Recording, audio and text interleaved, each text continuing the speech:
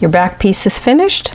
That means your right and left front pieces are done and your back piece is done, and it should look like this. And if we just take it and flip it so as if a child was wearing it, this is what will happen.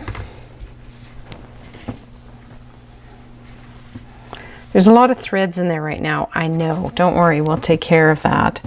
But that's what the garment will look like, and we will end up, there's the front pieces.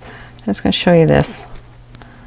It will end up, there's the back piece, and here's the front piece, and these we will end up joining together like that, so that the neckline continues. You have this beautiful seed stitch edge all the way around, and then this is the armhole of the garment, and this beautiful neckline. I'm going to show you what that might look like from here too. Sorry about the purple yarn that's in the way, but you can see how the seed stitch joins with the seed stitch, and you've got a beautiful border all the way around the garment. So yay, congratulations, you finished that. Guess what's next, folks? The sleeves.